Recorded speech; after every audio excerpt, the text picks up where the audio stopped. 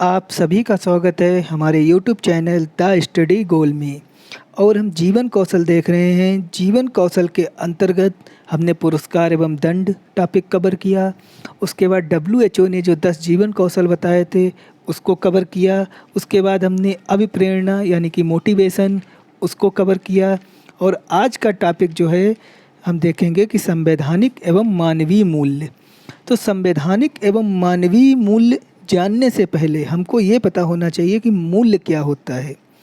तो अगर हम देखें कि मूल्य क्या होता है तो मूल्य का जो अर्थ है वो है उपयोगिता या महत्व। यानी कि मूल्य हम उसको कहते हैं जो उपयोगिता या महत्व के अर्थ से जोड़ी जाती है। तो अगर पूछा जाए कि मूल्य शब्द की उत्पत्ति कहाँ से हुई तो मूल्य शब्द की उत्पत्ति लैटिन भाषा के वलियर शब्द से हुई है। तो क्वेश्चन बनता है कि मूल्य शब्द की उत्पत्ति कैसे हुई तो लैटिन भाषा के वलियर शब्द से हुई। उसके बाद हम मूल्य की डिफिनेशन देख लेंगे। पहले हम मूल्य पे चर्चा कर लेंगे। उसके बाद हम संवैधानिक और मानवीय मूल्य पे चर्चा करेंगे, क्योंकि संवैधानिक और मानवीय मूल्य जानने से पहले हमको मूल्य का जानना भी बहुत ज़रूरी है, क्योंकि बिना मूल्य को जाने हम संवैधानिक एवं मानवीय मूल्य को नहीं समझ पाएंगे। तो मूल्य की पहली परिभाषा अरविंद महोदय ने दी है कि मूल्य वह है जो मानव इच्छाओं की तुष्टि करे। अरविंद महोदय ने बताया कि मूल्य वह है कि जो मानव इच्छाओं की तुष्टि करे, यानी मानव इच्छाओं को तुष्टता प्रदान करे।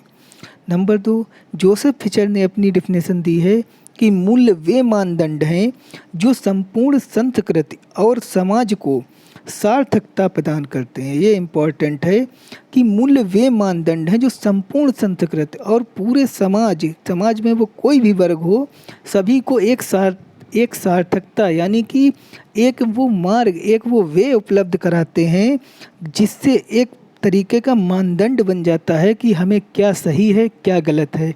यानी कि अगर मूल्य हमारे अंदर है और हमारे अंदर एक मानदंड ये बन जाता है कि हम किसी जीव की हिंसा नहीं करेंगे, हम किसी जीव को नहीं मारेंगे, तो ये हमारे अंदर मूल्य के द्वारा ही विकसित होता है, आप चाहे किसी भी समाज के हों।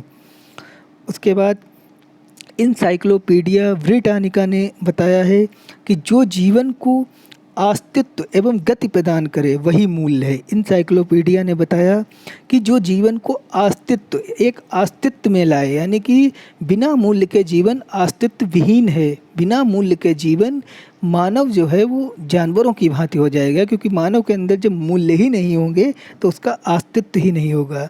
तो मूल्य के द्वारा अस्तित्व एवं गति मिलती है मानव जीवन को। उसके बाद ब्रू ब्रेकर ने बताया कि शिक्षा उद्देश्यों को व्यक्त करना शिक्षा मूल्यों को व्यक्त करना है। तो ब्रू ब्रेकर ने बताया कि शिक्षा उद्देश्यों को अगर हम व्यक्त करते हैं उसी को हम मूल्य भी कह सकते हैं। यानी कि शिक्षा में जो उद्देश्य, शिक्षा के लिए जो उद्देश्य बताए गए हैं वही मूल्य के अंतर्गत आते हैं। फिर हम देखेंगे मूल्यों की उत्पत्ति की मूल्य की उत्पत्ति कहाँ से होती है। तो मूल्य की उत्पत्ति समाजीकरण द्वारा होती है। अब ये क्वेश्चन बनता है, यह क्वेश्चन आया भी है कि मूल्य की उत्पत्ति कहाँ से होती है। तो मूल्य की उत्पत्ति समाजीकरण से होती है। समाजीकरण से कैसे होती है? जैसे किसी बच्चे का जब जन्म होता है तो क्या उसके अंदर कोई मूल्य होता है? क्या 6 महीने का बालक ये जानता है कि क्या गलत है या क्या सही है, या क्या हमें करना चाहिए क्या नहीं करना चाहिए? वो ये चीज़ नहीं समझता है कि मूल्य कौन सी चीज़ है या मूल्य किस खेत की चिड़िया है। उसे पता ही नहीं है कि मूल्य क्या है, गलत क्या है, सही क्या है, नैतिकता क्या है, उसे कुछ भी नहीं पता है। वो धीरे धीरे समय के साथ जब बड़ा होता जाता है तो अपने पहले परिवार में, फिर विद्यालय में, फिर समाज में, फिर वो ये उसके अंदर मूल्य का निर्धारण होता है, मूल्य की उत्पत्ति होती है कि क्या सही है क्या गलत है। तो इसीलिए बताया गया है कि मूल्य का जो निर्माण है या जो मूल्य की उत्पत्ति है वो समाजीकरण के द्वारा आती है। अब हम देखेंगे संवैधानिक मूल्य। ये संवैधानिक मूल्य एक एक पॉइंट में दिए हुए हैं, सिर्फ आपको इनको याद रखना है कि संवैधानिक मूल्य क्या होते हैं और मानवीय मूल्य क्या होते हैं। क्योंकि एग्जाम में 3 पता चले, उन्होंने दे दिया कि राष्ट्रीय एकता, स्वतंत्रता और समानता, और एक मानवीय मूल्य दे दिया कि जो है पारदर्शिता। कि इन चार में से मानवीय मूल्य कौन है, तो मानवीय मूल्य पारदर्शिता है। या चारों उन्होंने संवैधानिक मूल्य दे दिया, पूछ लिया कौन सा संवैधानिक मूल्य है, तो उपयुक्त सभी आप करेंगे। तो इसीलिए आपको संवैधानिक और मानवीय मूल्य अलग अलग जो है याद करने हैं। तो संवैधानिक मूल्य में पहला है राष्ट्रीय एकता।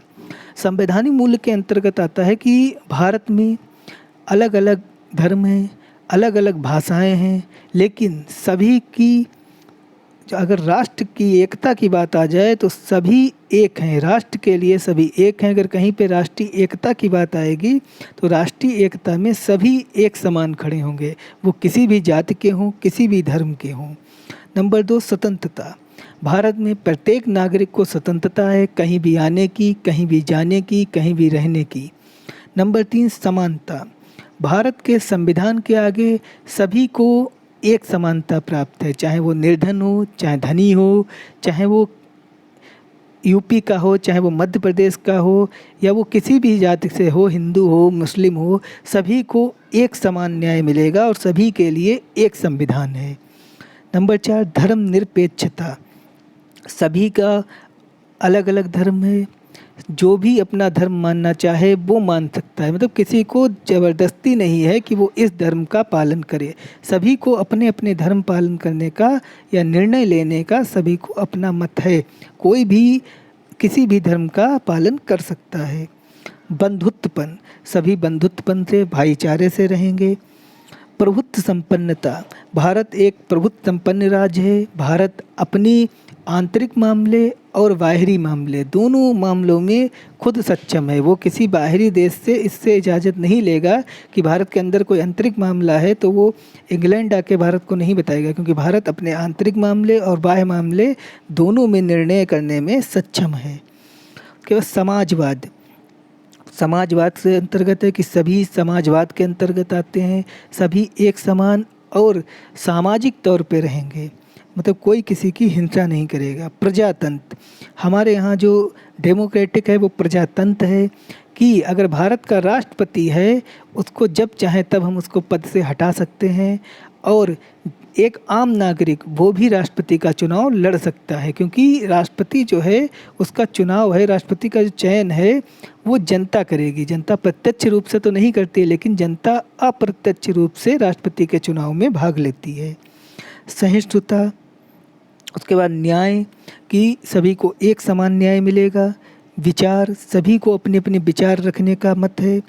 अभिव्यक्ति। सभी अपनी अपनी अभिव्यक्ति रख सकते हैं, अपने अपने विचारों को प्रस्तुत कर सकते हैं। स्पृश्यता का अंत। स्पृश्यता माने छुआछूत, यानी कि छुआछूत का हमारे भारत में अंत है। छुआछूत हमारे भारत में नहीं मनाई जाती है। कोई भी छुआछूत के आधार पर किसी भी व्यक्ति से भेदभाव नहीं करेगा।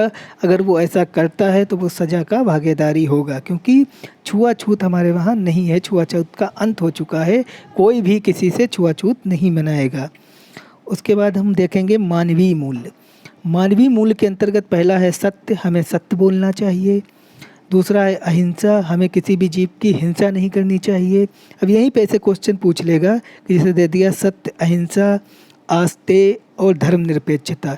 इनमें से पूछेगा कि संवैधानिक मूल्य कौन है, तो धर्मनिरपेक्षता संवैधानिक मूल्य है और सत्य, अहिंसा और आस्थे मानवीय मूल्य है। उसके बाद आस्थे। आस्थे का तात्पर्य है कि हमें किसी की चोरी नहीं करनी है। अपरिग्रह। अपरिग्रह का तात्पर्य है कि हमें किसी की भी चीज़ बिना पूछे नहीं लेनी है। परोपकार। हमें सभी के साथ परोपकार करना है। विनम्रता। हमें सभी के साथ विनम्र व्यवहार करना है और विनम्र व्यवहार से उसका कल्याण करना है, मतलब किसी को हमें उसके साथ ऐसा व्यवहार नहीं करना है कि उसको बुरा लगे, हमें विनम्रता से उसके साथ रहना है। सादगी। सादगी का मतलब है सिंपलिसिटी, मतलब हाई थिंकिंग सिंपल लिविंग। समझे, आपकी सोच जो है वो हाई होनी चाहिए और आप सादगी सिंपल तरीके से रहेंगे। सरलता। आपके भाव में सरलता हो और आप सरल तरीके से रहें। समानुभूत और सहानुभूत, ये दोनों एक जैसे लगते हैं लेकिन दोनों का अलग अलग मतलब है। समानुभूत का तात्पर्य है कि जैसे कोई आपने भिखारी देखा और वो फटे कपड़े पहना है तो आप उसको हंसने लगे, तो ऐसा नहीं करना। आप उसको ये सोचेंगे कि काश इसकी जगह पे अगर मैं भिखारी होता, तो आप फिर नहीं हंसेंगे। इसी को समानुभूत कहते हैं कि किसी दूसरे की जगह पे अपने आप को रख के देखना।